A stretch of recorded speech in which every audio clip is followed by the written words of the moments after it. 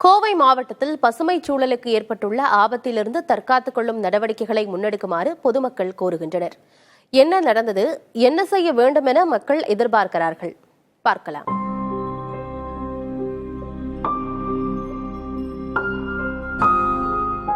ஒரு மனிதனை வெட்டி கூறு போட்ட மாதிரியான ஒரு சூழலை நாங்க இன்னைக்கு பாக்குறோம். நிஜமா பார்க்கும்போதே கண்கள்ல ஒரு வருஷத்து மரமோ 2 வருஷம் மரமோ நீங்க நெட்டணும், அதை பொதுமக்கள் பார்க்கணும். மரங்கள் குறித்த பால்யகால நினைவுகளில் மூழ்கி வதங்கும் இவரை போலத்தான் அன்னூர் பகுதி மக்கள் அனைவரும் கண்ணீர் வடிக்கின்றனர். அவிநாசி முதல் மேட்டுப்பாளையம் வரையிலான சாலை விரிவாக்க பணிகள் தான் இதற்கு தொடக்க புள்ளி. 38 கிலோமீட்டர் தொலைவு கொண்ட இந்த இருவழி சாலை 226 கோடி ரூபாய் மதிப்பில் 4 வழி சாலையாக மாற்றப்பட உள்ளது. இதற்காக கோவை மாவட்டத்தில் மட்டும் 25 கிலோமீட்டர் தொலைவிற்கு நடைபெறும் சாலை விரிவாக்கத்திற்காக 1342 மரங்கள் வெட்டப்படுகின்றன. சாலையின் இருபுறமும் வளர்ந்து நின்று தங்கள் பகுதியின் பசுமை சூழலை நிலைநாட்டிய மரங்கள் வெட்டப்படுவதால் வேதனையில் ஆழ்ந்துள்ளனர் அன்னூர் மக்கள்.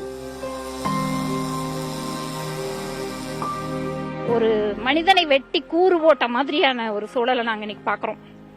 நிஜமா பார்க்கும்போதே கண்கள்ல ஒரு கொலைக்களம் உருவான மாதிரியான ஒரு தோற்றத்தையும் எங்களுக்குள்ள மன வேதனையும் இது உருவாக்கி இருக்கு. எங்களையும் கடந்து, அதாவது மனித குலத்தை கடந்து பல்வேறு வகையான பறவை இனங்கள் தங்களுடைய கூடுகளை அமைச்சு எங்கேயோ இறை தேட போயிட்டு சாயந்தர நேரமானா தன்னுடைய இருப்பிடத்தில் அடைக்கலம் போகும். இன்றைக்கு அதுக்கு இல்லம் அப்படிங்கிறது இல்ல, கூடுகள் இல்ல. இன்றைக்கு வெட்டுண்ட மரங்கள் நம்மளுடைய உயிர் வழியான ஆக்சிஜனை, எக்கச்சக்கமான ஆக்சிஜன் சிலிண்டர்கள் வச்சு நம்ம பயன்பெறக்கூடிய அதை இலவசமா கொடுத்திருக்கக்கூடிய ஒரு தார்மீக தருக்கள் அது இன்னைக்கு காணாம போயிடுச்சு. சாலை விரிவாக்கத்திற்காக கோவை மேட்டுப்பாளையம் சாலை, கோவை அவிநாசி சாலை, கோவை பொள்ளாச்சி சாலைகளில் ஏற்கனவே அனைத்து மரங்களும் வெட்டப்பட்டு விட்டன. தற்போது மேட்டுப்பாளையம் அவிநாசி சாலையில் உள்ள மரங்கள் அடுக்கடுக்காக வெட்டப்பட உள்ளன. சாலை விரிவாக்கம் தவிர்க்க முடியாதது என்பதால் மரங்கள் வெட்டப்படும் பகுதிகளில் புதிதாக மரக்கன்றுகளை நட்டு வளர்க்க வேண்டும் என்ற வலியுறுத்தல்கள் எழுந்துள்ளன. பறவைகள் இனமும் அழியுது, பொதுமக்களும் ரொம்ப வெப்பம் பயங்கரமான சூடு எல்லாம் ஒரு தலைமுறையவே அழிக்கிறீங்க. 50 வருஷம் 60 வருஷம் நம்ம ஒரு தலைமுறையவே க்ளோஸ் பண்றீங்க. அதை உருவாக்குறதுக்கு ஒரு வழிகாட்டினாக்கா அடுத்த தலைமுறை, எங்க தலைமுறைக்கு அதை காப்பாத்துமில்ல.